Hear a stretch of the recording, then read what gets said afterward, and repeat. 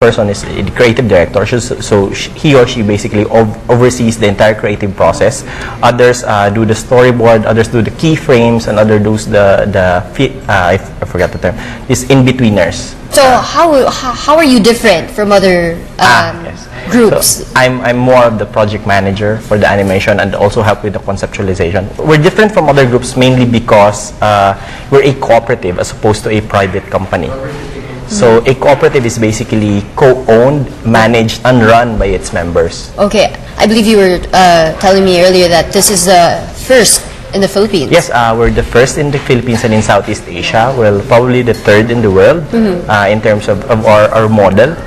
So there.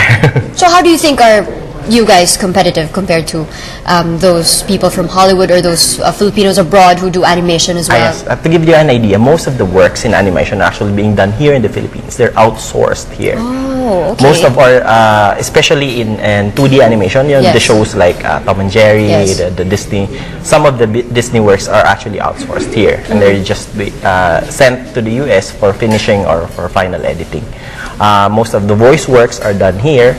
And of course, most of the 3D architectural designs are done either here or in Singapore. And in Singapore, most of them are actually Filipinos too. So wow, that's so nice to know. So aside from being an artist, you were telling me also earlier that you have these certain advocacies that go with it. So why don't you share to us? Yes, so basically the reason why we formed a cooperative is because we get to do social transformation work and business at the same time. It's not an option for us. It's part of who we are. So as part of that, we teach kids. Like right now, we have Doodle Earth.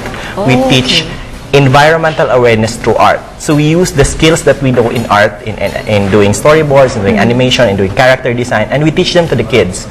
And this media is a vehicle for them to understand what the concepts for environmental awareness are. Like for instance, we do character designs to teach the kids or to guide the kids for their very own versions of their planet heroes. Wow, and then we that's explain to them what are the impact of the different things that are currently they see as problems now in the world. How can it be solved through these icons? So is it difficult to teach animation? I mean, it's technology, especially now, digital age. How difficult is it? Well, everything starts from manual actually. So we teach the kids how to do basic animation in paper first. The technical skills, that's not really as difficult as you might imagine. If you have the right passion, you have the right capacity, you'll probably get the hang of it in no time, no matter what software you use. So is that what? So it's more about the creativity, the inherent creativity, more about the passion, about the training that you're doing, and how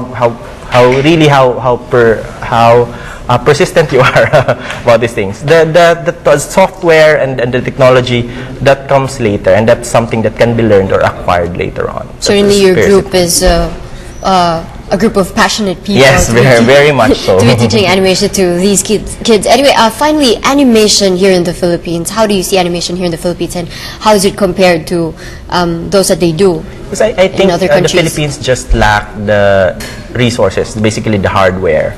But all the intelligence, the creativity is there. The reason why most studios would like to outsource to the Philippines is because the Filipinos understand US humor or the Western humor.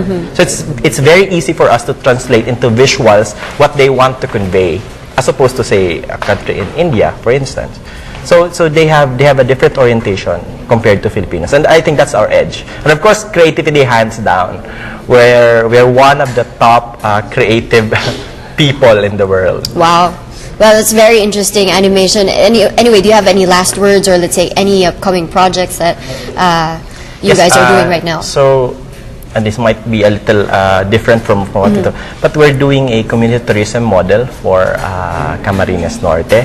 So hopefully we're gonna start the project within the year or early next year. The idea for this project is basically an integrated model to teach waste management, disaster preparedness, livelihood, and capacity building. Incorporating it. Yes, you incorporate it to the local government as well. Yes, we help them. We work with them to organize the different communities and help these communities be self-sustaining.